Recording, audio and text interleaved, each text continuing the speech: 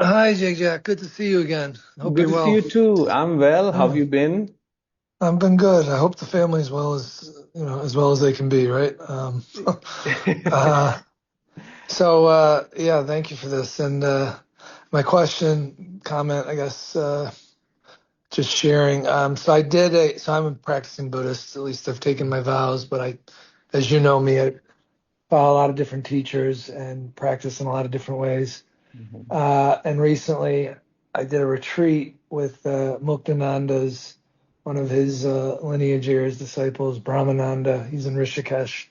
I see. And he gave Shaktipat. And I don't know what he did. And so, talking about these stories and seeing the stories and resting in awareness, I've been doing a lot of that practice. Mhm. And what I told him is, I can see the stories, but the stories are like molasses that I'm swimming in.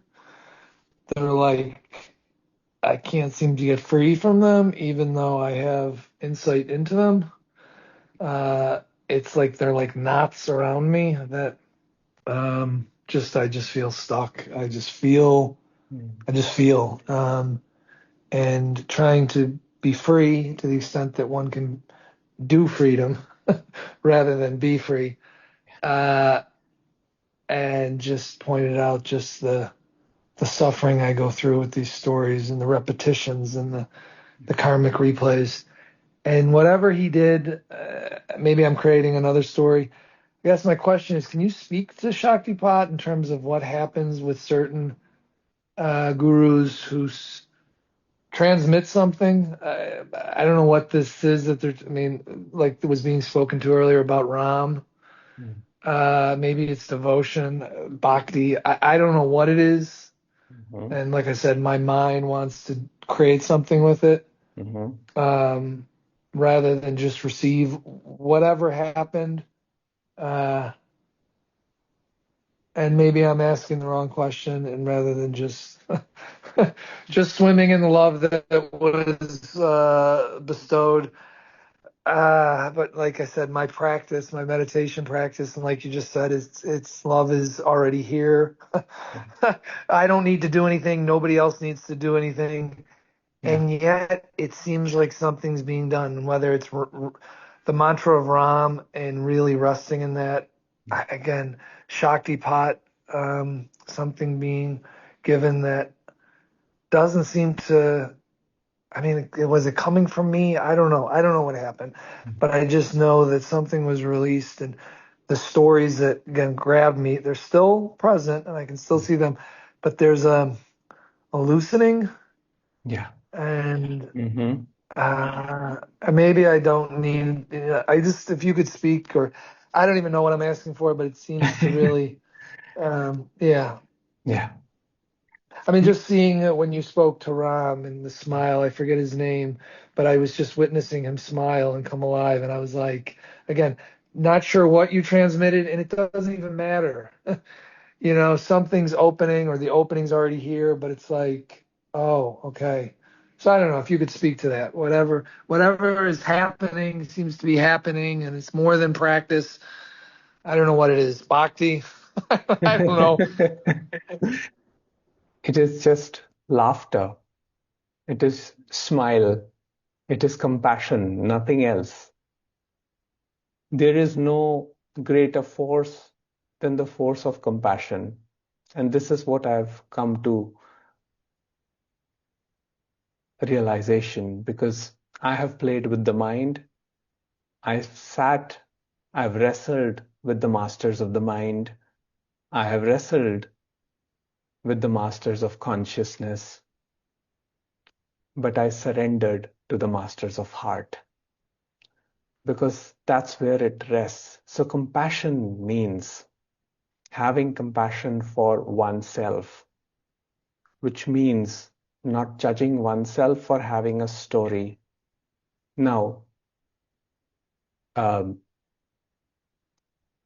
even in Buddhist monasteries, when you enter, the first thing they teach you is that they tell you that there's going to be suffering. That is their first tenet. that suffering cannot be avoided. So when we create this dualistic split between a me and the story, that itself is an illusion. The me is the story. So the me trying to get rid of the story is the part of the suffering, is the part of the struggle. And sometimes there is just no solution to it other than to surrender to that suffering. And Mm. and the thing is, and the beauty is that in that surrender, the heart mellows down. It just mellows down. Now, um, I personally do not talk much about the processes of Shakti path. I'm sure they are helpful. There is a lot of transmission sometimes that happens. I mean, even with Ramana Maharishi, a lot of transmission used to happen when you are in the presence of someone whose mind is still. You do absorb something from there, and the heart space naturally opens up in that. They're all trying to open the heart. Now, I am a little careful when it comes to Shakti path, and sometimes I tell people that uh, you know, if you are too eager to receive Shakti path, the transmission of energy, then probably you're not ready for Shakti path, because it it can be quite a stimulating process for many people. However, I've heard that it does benefit many others, but personally, I never felt the need to go for it. But I'm sure that, it does clear channels. Yeah. So you were saying? Yeah, yeah. No, that's helpful. And just what you said, because as a Buddhist, the emphasis on suffering, I Yeah. can feel into the suffering, but this is about like bhakti, like you were saying, Yeah. the heart and the compassion. Just hearing from people that I am love, I am goodness, I am light. It's like so different than the Buddhist first noble truth that I am suffering. Yes. And I'm Yes. raised as a Roman Catholic, so I know all about the crucifixion and Yes. suffering, Yes. and there's power in that, but it's like, yeah, Oh, so. it's a beautiful, for me, it's a beautiful, I mean, I see it in a different way. And, I always apologize that, if I'm misinterpreting this, please forgive me. But I see Jesus's resurrection as uh, when Jesus is on the cross, and saying, "Why hast thou forsaken me?" That is the last cry of the ego, where the ego is Mm, saying, Lord, why have you forsaken me? You know?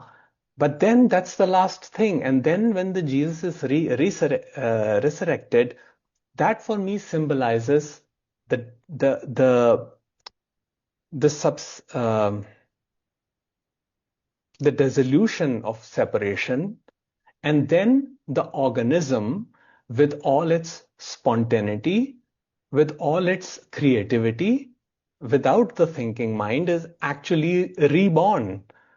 It is the death of the thinking mind on the cross and birth of the working mind as resurrection. That's how I see it. It's such a beautiful process, because then you see Jesus as calm and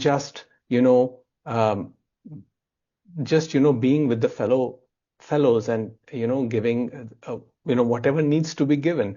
So it is such a beautiful, beautiful process for me. Even in Buddhism, from what I see is, first is the acknowledgement of suffering, that samsara is dukkha, acknowledgement.